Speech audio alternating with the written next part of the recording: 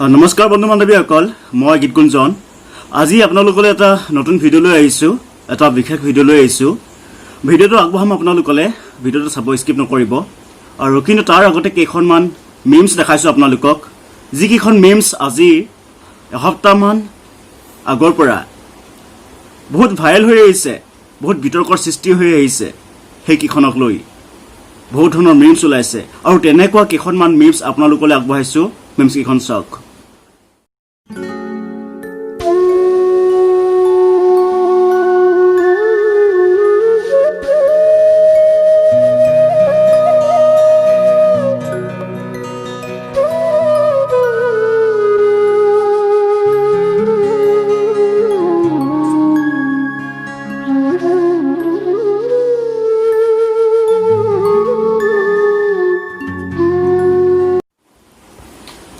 বন্ধুসকল, আজি ভিডিঅ'টোৰ বিষয়বস্তু নিশ্চয় বুজিব পাৰিছে। টিকটকৰ প্ৰিন্স হাজৰিকা, তেখেতক কিয় ইমান ট্ৰল কৰা হৈছে, বহুত ধৰণৰ ট্ৰলছ কৰা হৈছে। তাৰপিছত ইমান বিকৃত কিছুমান বহুত মানসিকভাৱে কষ্ট দিব পৰা, মানসিকভাৱে কষ্ট দিয়া তেনেকুৱা ধৰণৰ মিমছ ওলাইছে। কাৰণটো কি? ইমান ধৰণৰ ট্ৰলছ আৰু মিমছৰ কাৰণটো কি বুজি নাপাওঁ। আমাৰ অসমীয়াৰ ভাইৰ মাজত এইবিলাক কিয় বাৰে বাৰে হৈ থাকে বুজি নাপাওঁ। হয়, সেইজন ল'ৰাই হাইস্কুল শিক্ষান্ত পৰীক্ষাৰ বাবে কিবা এটা বিশেষ কাৰণত ভালদৰে প্ৰিপেৰেশ্যন নহ'ব পাৰে, সেইটো কাৰণে পৰীক্ষাটো বেয়া হ'ল। আজি মেট্ৰিকৰ ৰিজাল্ট তেখেতৰ বেয়া হ'ল, কিন্তু সেইটোক লৈয়ে আজি ইমানখিনি ট্ৰলছ কিয়, ইমানখিনি মিমছ কিয় ভাবি চাব লাগে বন্ধু বান্ধৱীসকল। তেখেত আন কোনো নহয়, তেখেত আমাৰে মাজৰ এজন যুৱক হয়, আমাৰে মাজৰ এজন বন্ধু হয়, আমাৰে মাজৰ এজন অসমীয়া ল'ৰা হয়। আৰু তাকে লৈ ইমানখিনি ট্ৰলছ, ইমানখিনি মিমছ বনোৱাৰ কোনো যুক্তি নাই। আৰু ইমান বেয়া বেয়া মিমছ বনোৱাৰ কোনো যুক্তিগত কথা নহয়।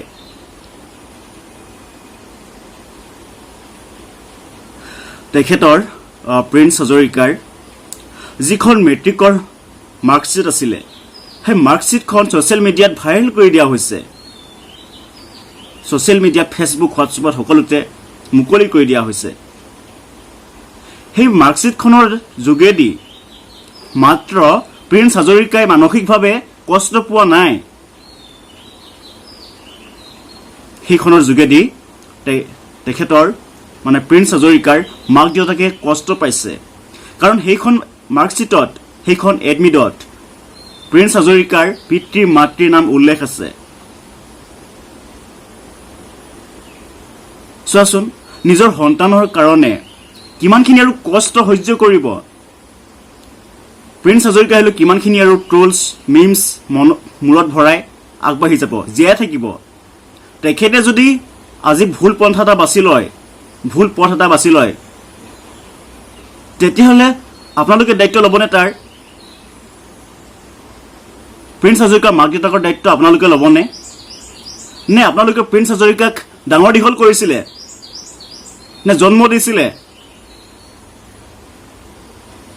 নে আপোনালোকে পঢ়া শুনাৰ খৰচ বহন কৰিছিলে? আপোনালোকে যদি প্ৰিন্স হাজৰিকাক একো এটা দিবই পৰা নাছিলে, আমাৰ অসমৰ প্ৰতিজন যুৱকক যদি একো এটা দিবই পৰা নাই, তেন্তে আপোনালোকৰ মিমছ বনোৱাৰ আৰু ট্ৰলছ কৰাৰ কোনো যুক্তিগত কথা নহয়, তাত কোনো যুক্তি নাই। আপোনালোকে কিবা এটা কৰক, যদি আপোনালোকৰ সিমানখিনি প্ৰতিভা আছে আপোনালোকে কৰক, দেখাওক, সমাজত দেখাওক, অসমত দেখাওক। কিন্তু আপোনালোকে ভাল দিশটো নাচায়, আপোনালোকে ভাল দিশটো নেদেখে। কোনোবা এজন অসমীয়া যুৱকে, কোনোবা এজন মানুহে, কোনোবা এজন ব্যক্তিয়ে যদি ভাল কাম এটা কৰে, আপোনালোকে সেইবিলাক ভাইৰেল নকৰে, আপোনালোকে সেইবিলাকক প্ৰচাৰ নকৰে। কিন্তু যিবিলাকে খুদকণ এটা যদি বেয়া কাম কৰে, আপোনালোকে ভাইৰেল কৰে, সেইটো কাম প্ৰচাৰ কৰে। কিয় কৰে?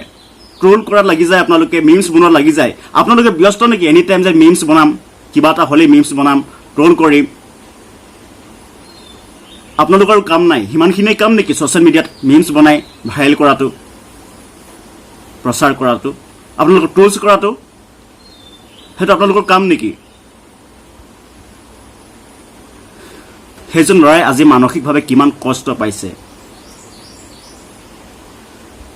সেইজন ল'ৰা প্ৰিন্স হাজৰিকা মাক দেউতাকে আজি মানসিকভাৱে কিমান কষ্ট পাইছে আপোনালোকে ভাবি চাইছেনে এবাৰ? আজি প্ৰিন্স হাজৰিকাৰ লগত যিটো হৈছে সেইটো যদি এদিন আপোনাৰ লগত হয় আপুনি কিমানখিনি মনত কষ্ট পাব এবাৰ ভাবি চাওক। আজি প্ৰিন্স হাজৰিকাৰ ঠাইত আপোনাক থৈ চাওক এবাৰ, তাৰপিছত ভাবি চাওক আজি প্ৰিন্স হাজৰিকাৰ তেখেতৰ মাক দেউতাকে কিমানখিনি কষ্ট ভুগিছে, কিমানখিনি কষ্ট পাইছে। আপোনালোকৰ মানসিকতা এনেকুৱাই, আৰু এইটো কাৰণেই আমাৰ ভাই ভাইৰ মাজত আজি মিলা প্ৰীতি নাই। আজি কোনোবা এজন অসমীয়া যুৱক ক'ৰবাত হত্যা কৰিলে কোনোবাই আপোনালোকৰ ওলাই যোৱাৰ শক্তিকণ নাই, একতা নাই। সেইটো কাৰণেই নাই, কাৰণ আমাৰ নিজৰ মাজতেই মিলা মিছা নাই, একতা নাই। আমি অসমীয়াক আমি নতুন প্ৰজন্মক কামুৰি কামুৰি খাই শোষণ কৰি শেষ কৰি আছো, আৰু আমি কৈ ফুৰো আমাক একতা লাগে, আমি আগবাঢ়ি যাব লাগে। আৰু কোনোবা এজন অসমীয়া যুৱকক ক'ৰবাত হত্যা কৰিলে আমি লিখিব লাগে মাত্ৰ RIP, ৰেষ্ট ইন পিচ। আমি অকল সেইটোৱে লিখিব জানো, তাৰ বাহিৰে আৰু আমাৰ কৰ্তব্য নাই আৰু কাম নাই। মানসিকতা চেঞ্জ কৰিবলৈ হ'ল। এজন 17 বছৰীয়া বয়সৰ ল'ৰাক ইমানখিনি মানসিকভাৱে অত্যাচাৰ কৰাৰ কোনো প্ৰয়োজন নাই, কোনো যুক্তি নাই আপোনালোকৰ ওচৰত। আজি প্ৰিন্স হাজৰিকা যদি এটা ভুল ৰাস্তা, ভুল পথ বাছি লয়, ভুল সিদ্ধান্ত লয়, আপোনালোকে নিশ্চয় সেইটো অৱস্থাটো তেখেতক ট্ৰল কৰিব, তেখেতক লৈ মিমছ বনাব। ভাবি চাব লাগে, সকলোৱে ভাবি চাব লাগে। তোমাৰ যদি কিবা এটা হয়, আপোনালোকৰ যদি কিবা এটা হয়, তেতিয়া আপোনালোকৰ পৰিয়ালে কিমানখিনি মনত কষ্ট পায়, কিমানখিনি মনত দুখ পায়, কিমান হতাশ হৈ পৰে। আৰু সেইটো সকলো ক্ষেত্ৰতে হয়। গতিকে ট্ৰলছ আৰু মিমছ বনোৱা বাদ দিয়ক। যদি কিবা ভুল কৰিছিলে টিকটকাৰ প্ৰিন্স হাজৰিকাই, তেন্তে ক্ষমা কৰি দিয়ক, কাৰণ ভুলৰ ক্ষমা থাকে, আৰু যিজনে ভুলৰ ক্ষমা কৰিব জানে সেইজনে আচল মানুহ হয়। একেবাৰে মানে এইবিলাক আৰু দেখি দেখি অসমত আৰু কিবা লাগি গৈছে। মিমছ, ট্ৰল, বহুত ধৰণৰ আৰু কিবা কিবি ছ'চিয়েল মিডিয়াত। কি আচৰিত! এটা চামৰ মানুহবিলাকে, কিছুমান মানুহবিলাকে এইবিলাক ক্ষেত্ৰক লৈয়ে বেছি গুৰুত্ব দিয়ে চাগে, এইবিলাকক লৈয়ে ৰৈ থাকে চাগে, যাতে আহক কিবা এটা বিষয় মই ট্ৰলছ কৰিম, মই লগালগ 1000টা মিমছ বনাম। আৰু সেইটো কাৰণে কিবা এটা সংঘটিত হোৱাৰ লগে লগেই ট্ৰলছ সৃষ্টি হয়। ট্ৰল বনায়, বহুত ধৰণৰ ট্ৰল বনায়, আৰু বহুত ধৰণৰ মিমছ বনায়। আজি ক'বলৈ লাজ লাগে, আমাৰ ঠিক অসমীয়া নতুন প্ৰজন্ম কোন দিশে আমাৰ নতুন প্ৰজন্ম এইটোৱে জানে চাগে, কাৰোবাক সমালোচনা কৰা, মিমছ বনোৱা আৰু ট্ৰল কৰা। টিকটকক ময়ো ছাপোৰ্ট নকৰোঁ। হয়, টিকটকত বহুত ধৰণৰ কিছুমান ভাল প্ৰতিভা প্ৰকাশ পাইছে সমাজত, কিন্তু বহুত ধৰণৰ বিকৃত ভিডিঅ' প্ৰকাশ পাইছে আমাৰ সমাজত, ছ'চিয়েল মিডিয়াত। কিন্তু সেই বুলিয়েই এজন ল'ৰাক ইমানখিনি ট্ৰল কৰাৰ, মিমছ বনোৱাৰ, মানসিকভাৱে কষ্ট দিয়াৰ কোনো প্ৰয়োজন নাই। আৰু এবাৰ সকলোৱে চিকুটি চোৱাটো আৱশ্যক, বহুত আৱশ্যক।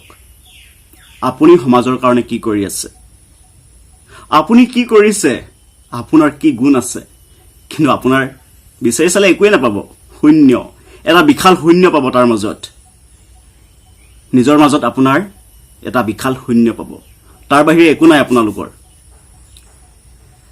ভাবি চাব কথাষাৰ, আৰু বেছি নকওঁ, আজি ইয়াকে কৈ মোৰ বক্তব্য সামৰণি মাৰিছোঁ। আৰু এইটো কথা জানো, আজি মোৰ ভিডিঅ' কোনো শ্বেয়াৰ নকৰে, লাইক নকৰে, কাৰণ মই আজি কাৰোবাৰ সৈতে, কাৰোবাৰ পক্ষে মাত মাতিছোঁ। যদি মই তেখেতক লৈ এটা বেয়া ভিডিঅ' বনোৱা হ'লে আজি হয়তো হাজাৰজনে শ্বেয়াৰ কৰিলে হয়, হাজাৰজনে লাইকছ কৰিলে হয়, কিন্তু নকৰে। কাৰণ মই সত্যৰ পথত সত্যৰ দিশে কথাষাৰ কৈছোঁ। ধন্যবাদ বন্ধু বান্ধৱীসকল, বাই।